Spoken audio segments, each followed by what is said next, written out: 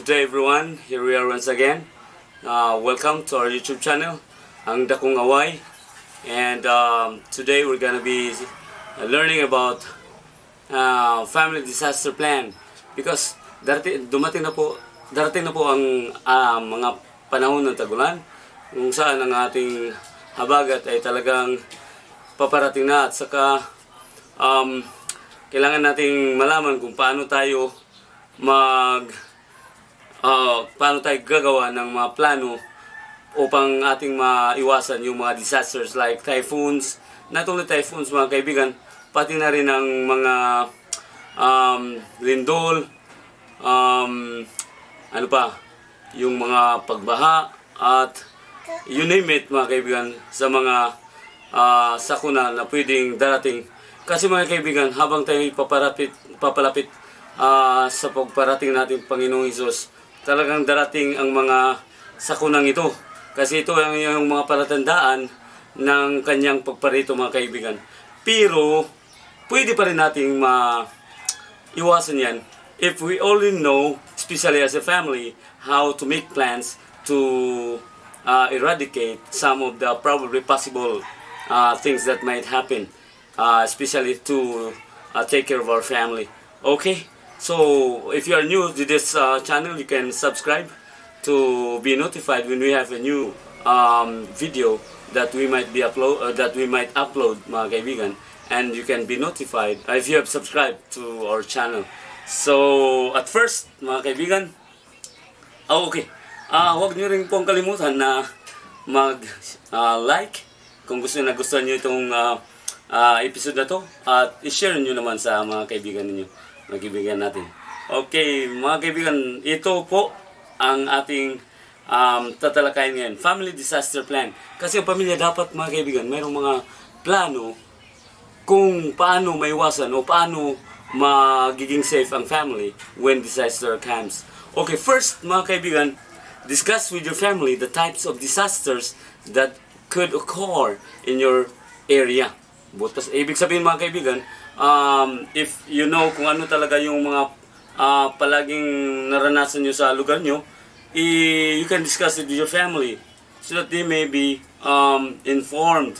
And because finding out what can happen is the first step. That's your first step, mga kaibigan. Kung talagang, like in my place, Mantayan Island, so it's a place wherein talagang yung mga typhoon ay darating talaga, lalo ngayon, July na. So talagang ready na ang lugar na like Samar, Leyte, down to Bantay, northern part of Cebu, Thailand, going to Cadiz City, even towards Bacolod, going to the northwest, mga kaibigan, southwest. So, dito mga kaibigan, kailangan i-discuss sa pamilya natin. Bigyan tayo ng time tulad sa mga panahon na tulad ngayon. And second one is explain to your children how to prepare and respond to each type of disaster. Tulad ng bagyo.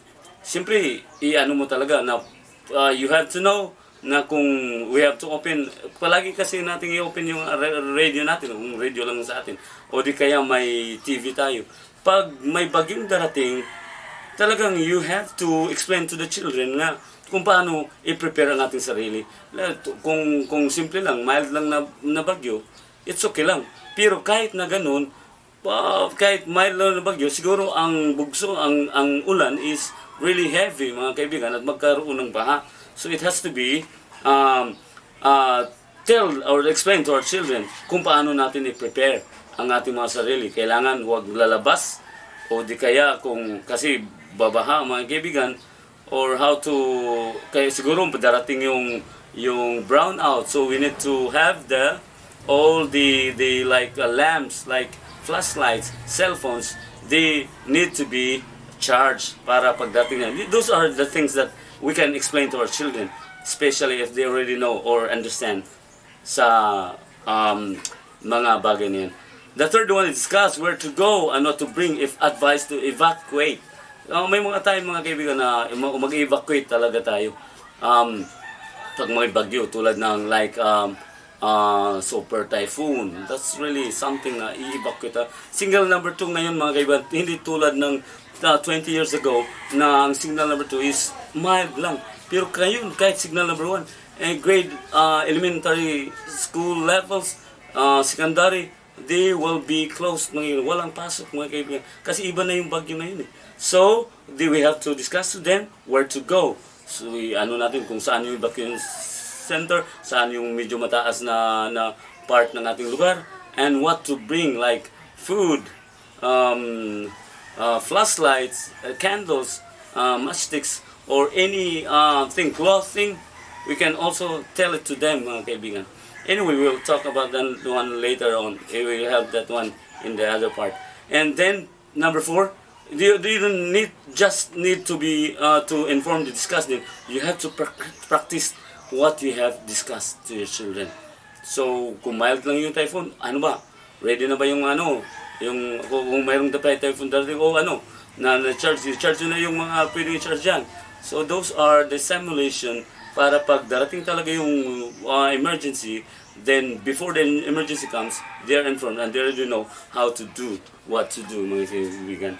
Number 5 is select 2 meeting place in case you get separated in a disaster. Isa itong I always watch movies that have disaster scene, mga kaibigan. And the whole family will be like something mag-meet sila sa isang lugar.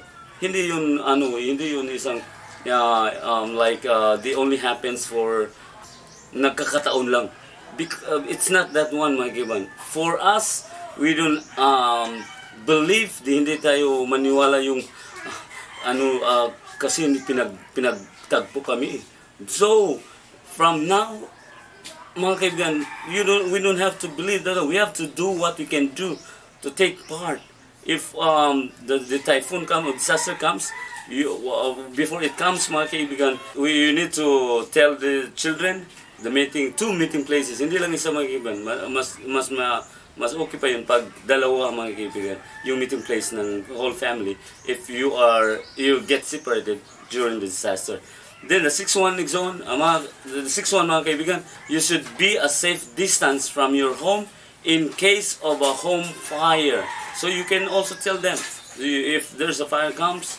Anyway, like what happens in Mandawi, mga kaibigan, 2 barangays were affected because of fire. So we can also tell the children about this. When the fire comes, where they should go. The one should be a safe distance from your home in case of fire. The other should be outside your neighborhood in case you cannot return home. So they can go to the neighbor. Pwede yung mga family members pumunta sa neighbors na malayo kung darating talaga yung malaking mga kaibigan, hindi tayo mag-expect ng ganyan. We have to be safe at all times, doing safe things at all times, especially when when it comes to fire disaster, mga kaibigan. Number 7, mga kaibigan, be sure to include any pets in the plan. Siyempre, pag may pets, mga kaibigan, isa rin yung distract sa mga plans sa family. Since they are not permitted in shelters and some hotels, so you can also include the pets in your plan for this particular sense. Number 8, choose an out-of-state friend as a check-in contact for everyone to call. Ito ang pinaka-importante, mga kaibigan, na dapat alam ng mga family members natin kung sino ang pwede nilang makontak na sa ibang barangay, mga kaibigan, o sa ibang lugar kung saan pwede sila o tayo, yung mga family members, o sino man, they can contact those people outside. They need ang nila, mga numbers nila, dapat mayroong mga contact doon na galing sa mga relatives or friends na pwede makontak panahon ng disaster.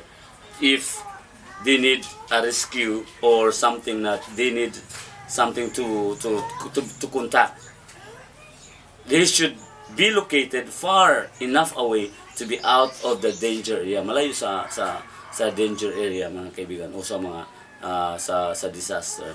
Number 9, give a copy to the head office at the children's school. Ibig sabihin mga kaibigan, pwede rin natin ibigay rin sa principal o sa mga advisors ng mga anak natin yung mga numbers natin. O di kaya kuha tayo ng mga numbers nila. They can be contacted when that comes.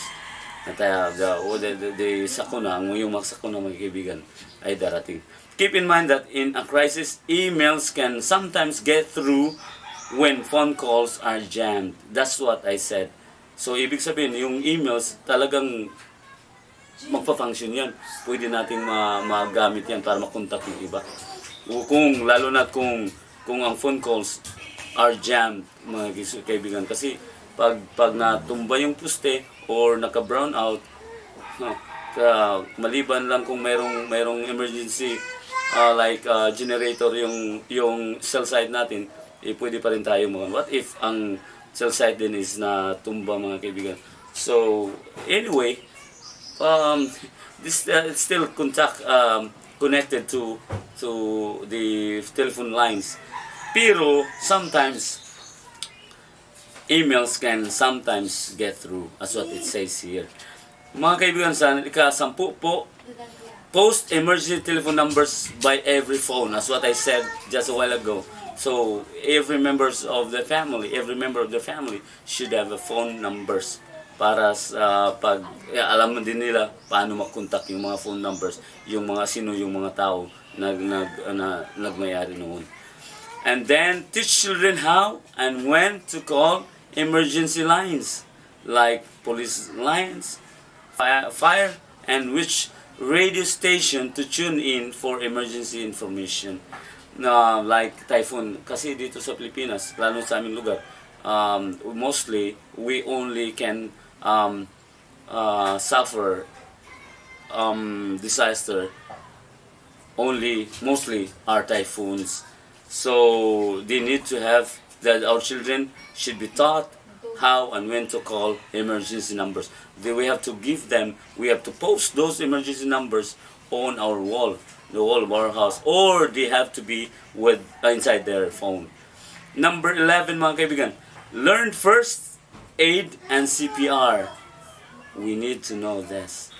Anyway, we can have the local Red Cross if there are seminars regarding CPR and first aid. If you have that one in your barangay or in your municipality, you have to attend those seminars, because that can help us during the disaster. So learn first aid and CPR, because those things are for emergencies, especially when doctors or rescuers cannot come or have not arrived yet during those disasters or mga emergencies. So we can do that one if we have the seminars like this. Number 13, teach all family members how and when to turn off gas, electricity, and water. So, daily routine natin mga kaibigan, we have to ask the children to do it for us. Especially when we have the could you please turn off the light, because kailangan ito turn off na yan kasi matulog na tayo, or we have to go. If you go outside, you ask them to do it for you by turning off the light, turning off the gases, how to do it, and water also. If every after they use it, they have to. Even my children, I have 2 kids, and my eldest is 3-year-old, but I can also ask. I can already ask him to turn off the lights, to close the door. When my kids they finished using the restroom, so they know how to turn off the faucet, and even flushing after they pee. So those are the simple things that even our kids, in their younger age, we can teach them. So those are the one of the things that they can also be taught. You can teach them. And the 14th one, the last one, is check on your school's disaster plan. Will they send children home, keep them there, or whatever? Sa school, kahit sa school nila mga kaibigan, sa elementary schools, if our children are still in the elementary grades, you can have that one also if they have the disaster plan also. They send the children home, or you can ask them if they can contact you if disaster comes. Anyway, before the typhoon comes, the government, the television, even radio can already notify us there are classes for those levels, elementary and secondary levels. Be sure the school has updated data on how to reach you. So especially the advisors of our children, they have our numbers if like it's not only typhoon, because mostly in my case I talk about typhoon here, but when there is like fire or earthquake or some other disasters, the school should have your numbers so that they can reach you anytime. Ask what type of authorization the school may require to release a child to someone you designate if you are unable to get him, or if that person cannot be reached. So you can ask which or what type of authorization yung pwede mo sila makontak, mga kaibigan. Kung hindi mo makontak yung talagang like for example their advisors, the advisors of school advisors of your children, so you can have that one also. Mga kaibigan, during times of area emergency, phone lines may be jammed and unusable, so you have to be careful with that one. Mga kaibigan, yung 14 steps or 14 things that the family should have a disaster plan. Hopefully that this can help you, especially when it comes to when the disaster comes. So hopefully that this can help you as we are facing the rainy days, mga kaibigan. So good luck at this one. Also can help your children to know that, to let them know that you care for them and you care for the whole family. Thank you for watching, mga kaibigan. At saka kung like niyo yung video na to, share, click the like button, and please subscribe if you have not subscribed yet. And if you like it, mga kaibigan, please share it to others also. And thank you for watching. Have a nice day. Bye bye everyone.